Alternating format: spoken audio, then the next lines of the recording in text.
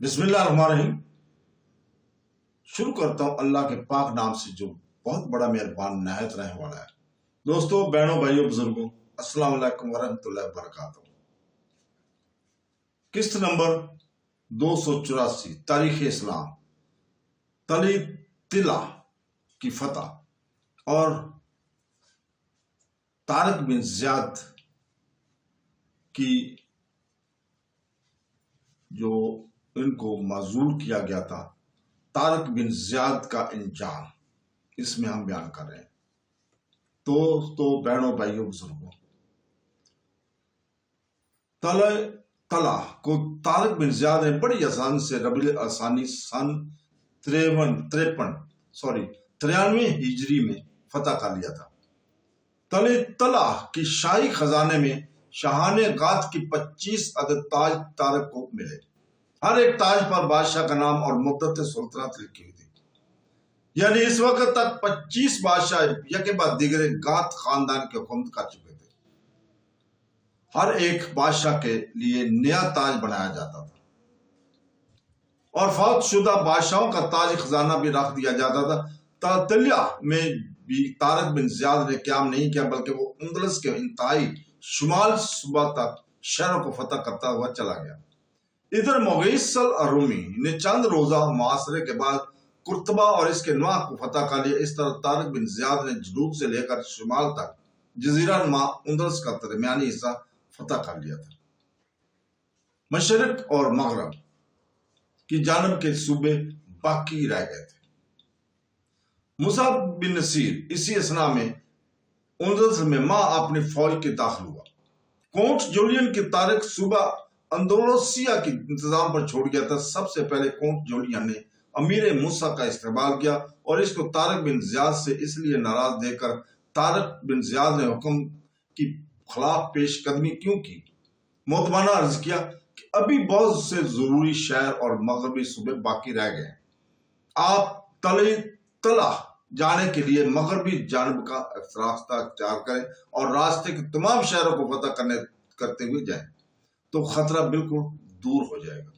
موسیٰ بن نصیر نے اس رائے پر عمل کیا اور طلا تک شہروں کو فتح کرتا ہوا چلا گیا۔ امیر موسیٰ کے وارث اندلس ہونے کی خبر سن کر طارق بن زیاد بھی طلا کی جانب واپس ہوا اور طلا میں موسیٰ اور طارق کی ملاقات ہوئی۔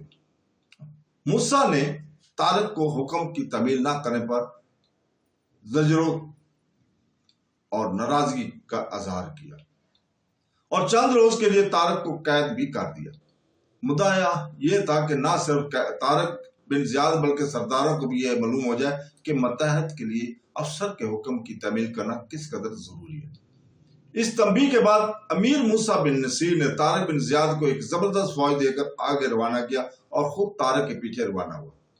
امیر موسیٰ ان معاہدوں کی تصدیق کرتا چاہتا تھا۔ طارق اور موسیٰ اندلس کے شمال مغربی شہروں کو فتح کرنے میں مصروف ہوئے اور موسیٰ بن نصیر کے بیٹے عبدالعزیز بن موسیٰ نے جنوبی مشرقی علاقے کو فتح کرنا شروع کیا۔ شاہ نرزیک کا سردار تدمیر جنوبی اور مشرقی علاقے میں فوج جمع کر کے عبدالعزیز کے مقابلے پر آیا۔ بہت سی لڑائیاں ہوئی مگر تدمیر کھلے میدان میں عبدالعزیز کا مقابلہ نہ کر سکا۔ وہ پہاڑوں میں چھپتا چھپاتا پھرتا تھا اور موقع پا کر کمین گاہ سے حملہ آور ہوتا تھا۔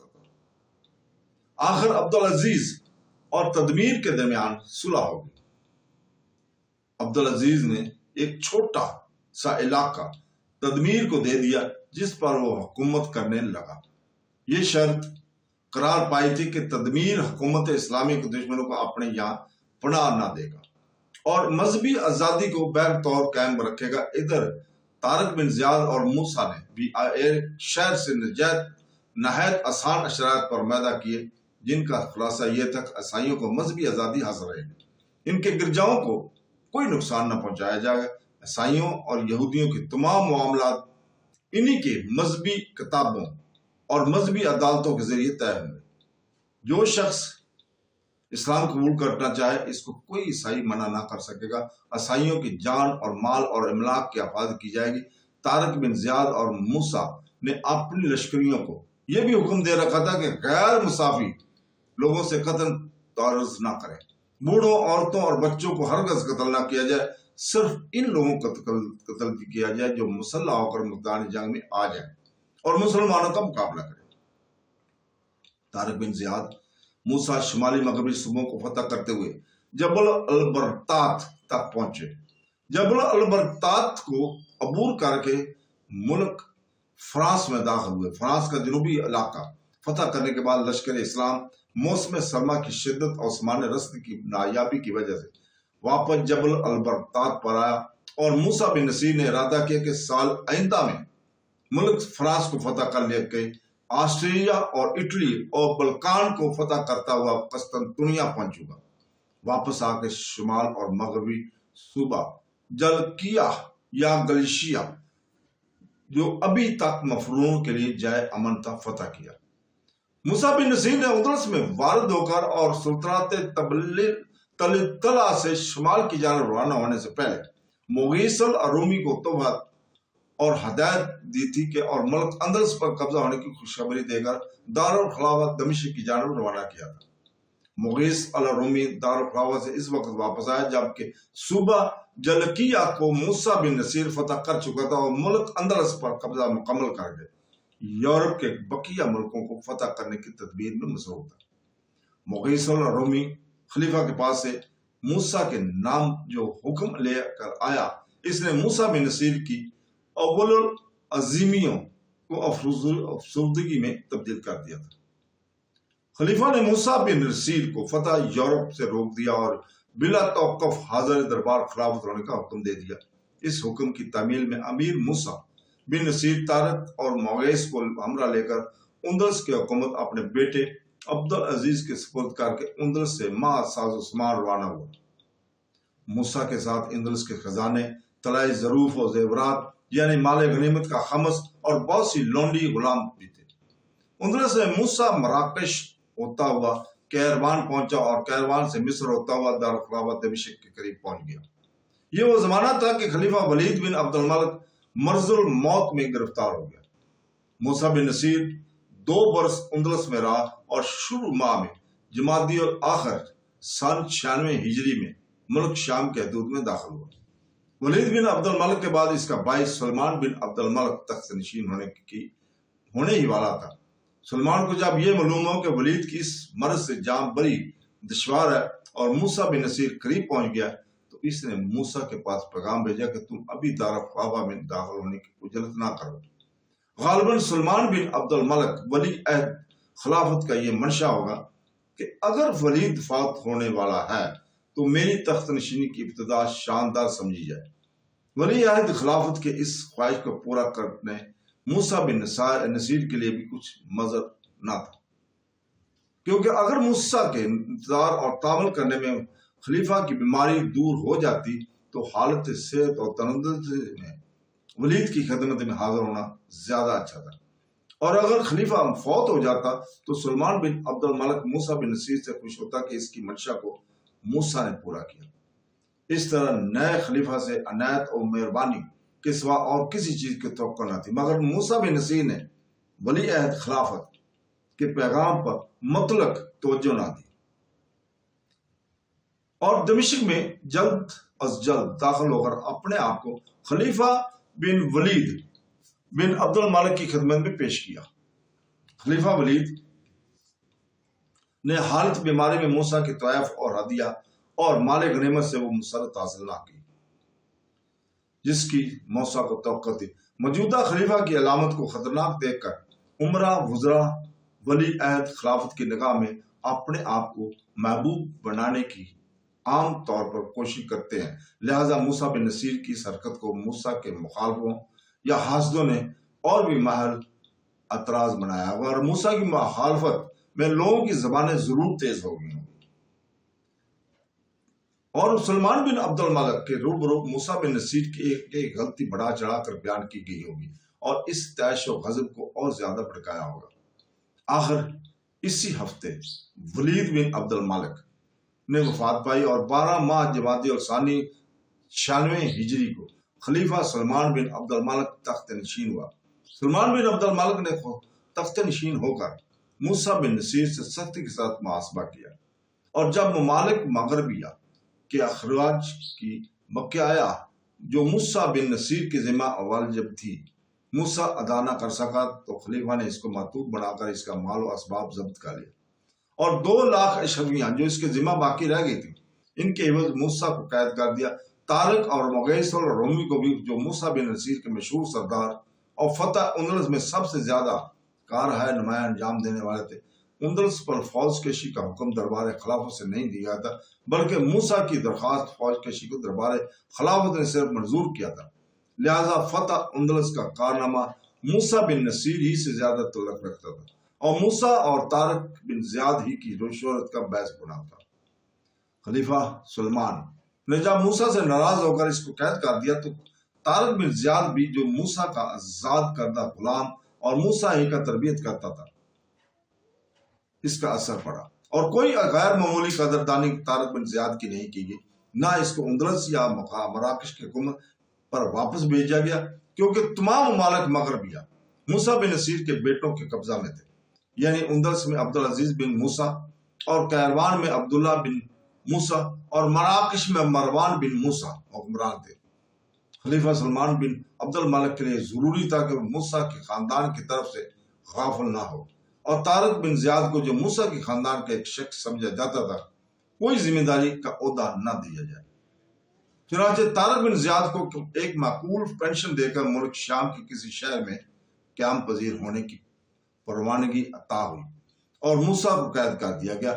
امیر ابن المحلب نے موسیٰ کی سفارش کی تو سلمان بن عبد الملک نے موسیٰ کو قید سے آزاد کر دیا، اور جس قدر روپیہ اس سے وصول ہو سکتا تھا وصول کر کے وادی القرا میں سکونت پذیر ہونے کا حکم دیا۔ موسیٰ بن نصیر اس ناکامی اور نامرادی کے عالم میں اگلے ہی سال یعنی سن 97 ہجری میں 78 سال کی عمر پا کر فوت ہوئے۔ موسیٰ بن نصیر سن 79 ہجری میں افریقہ کا گورنر مقرر ہوا تھا۔ مورخین نے اس موقع پر موسیٰ اور طارق کے اس مجعول انجام کو دیکھ کر سلمان بن عبد الملک کو نشانہ اعتراض بنایا ہے کہ اس نے ان کے ملک گیر اور فتح مند سپہ سالاروں کی قدردانی نہ کی، لیکن غور و تامل کی نگاہ سے دیکھا جائے تو اس معاملے میں سلمان بن عبد الملک اس قدر خطاور ہرگز نہیں ہے جس قدر ظاہر کیا گیا۔ اس طرح ملک گیری ایک قابل قدر اور موجب عزت چیز ہے، اس سے بڑھ کر ملک وادی کا مرتبہ ہے۔ ضرورت ملک داری کا یہی تقاضا تھا کہ جو مسلمان بن عبد الملک سے ظہور میں آیا۔ دنیا میں عام طور پر بہادر سپہ سالار اور ملک گیر فتح مند مالی معاملات میں بہت کمزور اور بے پرواہ ثابت ہوئے ہیں۔ اسی پر بے پرواہی کا نتیجہ تھا کہ حضرت عمر فاروق رضی اللہ تعالیٰ نے حضرت خالد بن ولید رضی اللہ تعالیٰ عنہ کو سپہ سالاری سے معزول کر دیا تھا۔ فاروق اعظم کا یہ فعل ہرگز محل اعتراض نہیں بن سکتا تھا، بلکہ عین ثواب اور راستی پر تھا، بلکہ یہی صورت موسیٰ بن نصیر کے معاملہ کی ہے۔ موسیٰ بن نصیر 16-17 سال سے افریقہ کی گورنری پر مامور تھا۔ موسیٰ بن نصیر کی ذمہ دار جو ملک افریقہ کے اخراج کی بقایا تھی، وہ بہت المال کا جس قدر مقبوض تھا، اگر اس کو محض اس لیے چھوڑ دیا جاتا کہ موسیٰ کے زیر اہتمام ملک اندلس فتح ہوا ہے تو یہ بات دوسرے گورنروں کے لیے بدنما مثال ہوتی اور موسیٰ بن نصیر کی جرأت ایک غلطی یا غفلت یا خیانت میں اور بھی زیادہ ترقی کر جاتی۔ پھر اس بات کو بھی نظر انداز نہیں کرنا چاہیے کہ موسیٰ بن نصیر اور طارق کے معاملے میں سلمان بن عبد الملک کے وزیروں، مشیروں اور درباریوں میں سے کسی نے سلمان بن عبد الملک کے متعلق سلمان کی وفات کے بعد کوئی نکتہ چینی نہیں کی۔ مسلمان مورخین نے اس معاملے میں کسی حیرت اور افسوس کا اظہار نہیں کیا۔ یہ دلیل اس بات کی ہے کہ موسیٰ بن نصیر کے ساتھ کوئی غیر معمولی برتاؤ نہیں ہوا، جو کچھ ہوا وہ عدل و انصاف کے خلاف نہ تھا۔ خلفائے بنو امیہ کے مصائب بیان کرنے والے اور ان کی ہر ایک بات کو ناروا ثابت کرنے میں مستعدی دکھانے والے سب سے زیادہ بنو عباس تھے، لیکن بنو عباس نے بھی اس خاص معاملہ میں سلمان کو بدنام نہیں کیا اور سلمان کو اس ناقدر شناسی کا تذکرہ زبان پر نہیں لایا۔ ہمارے زمانے میں پیش جب یورپین مورخین کے تصانیف بھی مسلمانوں کے مطالعہ میں آئیں اور وہ بھی زیادہ غلط فہمی پیدا ہوگی، यूरोपियन मौरखीन फतह अंदलस के हालात लिखते हुए एक तो इस बात को साबित करने की कोशिश करते हैं कि लर्जी की सुल्तानत गिर मामूली तौर पर कमजोर हो गई थी। फिर बिला दलील ये कहते हैं कि लर्जी की रियाया इससे बागी होकर मुसलमानों से मिल गई थी। हालांकि हकीकत ये है कि मुसलमानों की हुकूमत को देखकर अंदलस की रियाया जरूर मुसलमान फातीन की कदर और मोहब्बत की निगाहों से देखने लगी थी, लेकिन रियाया अंदलस ने लड़ाई और मुसलमानों की चढ़ाई में बजस की कूट जूलियन ने जाती तौर पर इंतकाम लेने के लिए मुसलमानों को हमला आवर होने की तरकीब दी और एक पादरी ने इस मामला में जूलियन की तईद की और कोई इमदाद मुसलमानों को नहीं पहुंचाई। नीज ये कि मुसलमान अपनी ईमानी कुव्वत और अपने कल्ब की कुव्वत होते हुए ऐसी साजिशों और बागियों की इमदाद के मुताज भी ना थे। ईसाई मौरख मुसलमानों की इस गैर मामूली जुर्रत और बहादुरी के मर्तबे को कम करने की अजीबो गरीब अफसाने तराशते हैं, लेकिन आखिर में मजबूर होकर तारक बिन ज़ियाद और मूसा और सलमान तीनों के अखलाकी सवाद पर हमला आवर होकर अपने दिल का गुबार निकाल लेते। चुनांचे उन्होंने एक छोटी झूठी कहानी तस्नीफ करके इसको खूब फरोग दिया। वो कहानी ये है कि तारक बिन ज़ियाद जब तला से शुमाल जाना रवाना हुआ था तो इसको तला के मफरूरीन की एक जमात मिली जिनके पास हजरत सुलेमान अलैहिस्सलाम तक की एक मेज या चौकी थी जो जरा जवार से मरासा और करोड़ों रुपए की कीमती थी। तारक बिन ज़ियाद ने इसको छीन लिया। जब मूसा अंदलस पहुंचा तो मूसा ने तारक से इस चौकी को तलब किया। तारक बिन ज़ियाद ने इस चौकी का एक पाया उखेड़ कर छुपा लिया और 3 टांग की चौकी मूसा की खिदमत में पेश करके कहा कि ये इस हालत में मिली थी। मूसा ने चौथा पाया सोने का बनवा कर नस्ब करा लिया, मगर वो वैसा ना बन सका जैसा बाकी 3 पाए थे। जब मूसा ने खलीफा वलीद या सुलेमान की खिदमत में इस चौकी की पेश किया तो अर्ज किया कि चौकी मैंने माले गनीमत में हासिल की थी। खलीफा ने इसकी पाए को नाकस देखकर पूछा कि ये पाया बाकी पायों की मानद क्यों नहीं है। मूसा ने अर्ज किया कि ये मुझको वसाइयों से इसी हालत में मिले थे। तारक बिन ज़ियाद भी इस वक्त मौजूद था। इसने फौरन अपनी बगल से वो चौथा पाया निकाल कर खलीफा के सामने पेश कर दिया कि ये चौथा पाया मौजूद है। खलीफा को जब ये मालूम हुआ कि मूसा इब्न नसीर ने तारक की कारगुजारी को अपनी तरफ मंसूब किया तो वो सख्त बर्म हुआ और इसने मूसा को कैद भी किया और जुर्माना भी किया। इतना सख्त किया जो मूसा से अदा नहीं हो सकता था।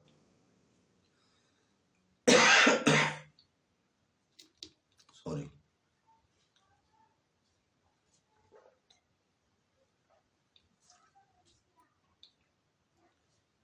तो दोस्तों इसी किस्म की और भी बहुत सी कहानियां ईसाई मौरखों ने तराशी हैं। अफसोस होता है कि इन मौरखीन ने जो हमारे जमाने में अंदलस की तारीखें लिखने की तरफ मुतवज्जो हुए ऐसी लघु और बहुदा कहानियों की लघुयत का पर्दाफाश नहीं किया। तारक बिन ज़ियाद का अपने करीबी अफसर और आका से इस तरह चलाकी और धोखाबाजी के साथ पेश आना और बरसों पहले से मूसा को चौकी या मेज का चौथा पाया बनवाना पड़ा और मूसा ने किसी एक शख्स ने भी ये ना कहा कि ये मेज जब हमने ईसाई मफरूरीन से छीनी है तो इसके चारों पाए सालम थे, इस चौथे पाए को तलाश करें। मगर ये तारक बिन ज़ियाद की ऐसी साजिश थी कि 1000 आदमी इससे वाकिफ थे और मूसा 3 साल तक बेखबर रहकर यही समझता रहा कि चौकी इसी तरह ईसाइयों से मिली थी और छीनी गई थी। मूसा जैसे शख्स जो तमाम यूरोप को फतह करता हुआ कसतंतुनिया पहुंचने का अज़म रखता था, तो अजब है कि ऐसी वनायत और पस्त हिम्मती पर कैसे वादा हो सकता था कि दूसरों की कारगुजारी को दरबार खिलाफत में झूठ बोलकर अपनी तरफ मंसूब करके फिर लुत्फ ये है कि ईसाई मफरूरीन से इस मेज या चौकी का छीन लेना कोई बहादुरी की बात ना थी। ख्वाह कोई शख्स इस मेज को हासिल करता वो बहरहाल खलीफा की खिदमत में पेश होना ही चाहिए थी। फिर खलीफा दमिश्क के दरबार में तारक बिन ज़ियाद का इस तरह हाजिर होना कि इसके बगल में मेज का पाया दबा हुआ था और भी हैरतंगेज है। तारक बिन ज़ियाद और मूसा की इन मज़ का खेज हरकत पर खलीफा सलमान का इस किस्म की सजाएं तजवीज़ करना भी किसी तरह समझ से बालातार है। अंदलस और ममालिक मगरबिया की तारीख लिखने वालों میں ہم کو سب سے زیادہ اعتماد ابن خلدون پر کرنا چاہیے، مگر وہ اس کہانی کا کوئی تذکرہ نہیں کرتے۔ ابن خلدون کا بیان یہ ہے کہ جب موسیٰ بن نصیر خلیفہ سلیمان بن عبد الملک کی خدمت میں حاضر ہوئے تو خلیفہ نے موسیٰ کو اس ارادے پر اظہار ناراضگی کیا کہ وہ یورپ کے ملکوں کو فتح کرتا وہ قسطنطنیہ پہنچنا چاہتا تھا۔ اس طرح مسلمانوں کو وہ خطرہ اور ہلاکت ڈالنے کی جرأت کرتا، نیز یہ کہ خلیفہ ولید بن عبد الملک نے موسیٰ کو اندلس سے یہی خبر سن کر طلب کیا تھا کہ وہ بلا اجازت یورپ کے ملکوں پر حملہ آور ہونے کا قصد کر چکا ہے۔ اس لیے خلیفہ سلیمان نے موسیٰ بن نصیر کو زجر و رنج کے ساتھ ناراض کیا تو خودرائی اور خود سری کی راہ سے مسلمانوں کی فوج کو کیوں خطرہ میں مبتلا کرنا چاہتا۔ ابن خلدون کا یہ بیان بالکل قرین قیاس ہے، اس میں اس میز والی کہانی کا کچھ تذکرہ بھی نہیں ہے۔ موسیٰ بن نصیر اندلس کی حکومت اپنے بیٹے عبدالعزیز کو اور افریقہ اور مراکش کی حکومت بھی اپنے بیٹوں عبداللہ اور مروان کو سپرد کر کے آیا تھا، یعنی ممالک مغربیہ میں سب موسیٰ کی اولاد کی تصرف اور قبضے میں تھے۔ اس لیے موسیٰ بن نصیر سے سختی کے ساتھ خلیفہ کا محاسبہ کرنا خطرہ سے خالی نہ تھا، اور اسی لیے ممالک مغربیہ میں بھی کسی قسم کی برامی پیدا نہیں ہوئی۔ یہ بات بھی نظر انداز کرنے کے قابل نہیں ہے کہ خلیفہ سلمان نے ایک طرف موسیٰ کو ایسے سخت تنبیہ کی، دوسری طرف موسیٰ کے بیٹوں کی معزولی کو ضروری نہ سمجھا۔ ہاں، چند روز کے بعد خلیفہ سلمان نے محمد بن یزید کو تمام ممالک مغربیہ کا وائسرائے مقرر کر کے کیروان بھیج دیا تھا کہ وہ ممالک مغربیہ کی نگرانی کرے، مگر اندلس کی حکومت بدستور عبدالعزیز بن موسیٰ کے قبضے میں رکھی۔ تو دوستو، بہنوں بھائیوں، اس کے ساتھ ہی آج ہم اجازت چاہتے ہیں۔ کل تک کے لیے، کل انشاءاللہ تعالی اگلی قسط 285 میں آپ کے سامنے حاضر ہوں گے۔ اللہ حافظ۔